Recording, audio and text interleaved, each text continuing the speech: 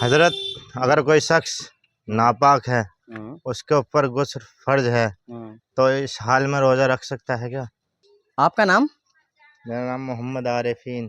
محمد عارفین، جی یہ آپ کی شاپ ہے کیا؟ جی ہمارے برتن کی شاپ ہے یہ۔ برتن کی شاپ، ہاں ایسے ٹیمپرری دکان ہے آپ کی؟ جی۔ ابھی فی الحال رمضان مبارک کے مبارک موسم میں یہ ہمارے علاقے میں تشریف لائے ہیں اور مجھے ویڈیو بناتا ہوا دیکھا تو انہوں نے کہا کہ میرے بھی کچھ سوال ہیں تو میں بھی آپ سے پوچھنا چاہتا ہوں، تو میں نے سوچا کہ چلیے ان کی بھی ویڈیو بنا لیتے ہیں۔ تو یہ غازی آباد سے آئے ہیں اور جگہ جگہ چل کر کے یہ اپنی دکان چلاتے ہیں۔ اللہ تعالیٰ رزق دینے والا ہے اور بے شک دیتا ہے۔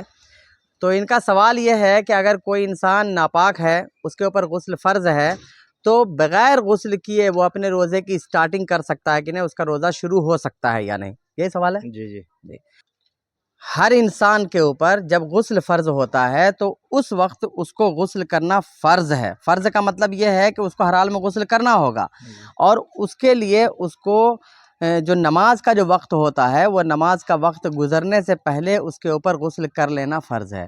اب روزہ جس ٹائم اسٹارٹ ہوتا ہے وہ ہوتا ہے صبح صادق سے پہلے کا وقت، یعنی فجر کی نماز کا ٹائم جب شروع ہوتا ہے نا، تو وہاں سے ہمارا روزہ شروع ہو جاتا ہے۔ اس سے پہلے ہم سحری کرتے ہیں، تو سحری کرنے کا جو ٹائم ہے وہ ہم ناپاک بھی رہیں تو سحری کر سکتے ہیں، تو اس ٹائم ہم سحری کر لیں گے، روزے کی نیت کر لیں گے۔ لیکن فجر کا جو ٹائم ہمارا رہے گا اس ٹائم میں ہم کو غسل کر لینا ہے۔ لیکن اگر کوئی نہیں کرتا ہے تو بہرحال وہ حرام کام وہ کرتا ہے، کیونکہ فجر چھوڑنا گناہ کا کام ہے تو حرام کام ہوا۔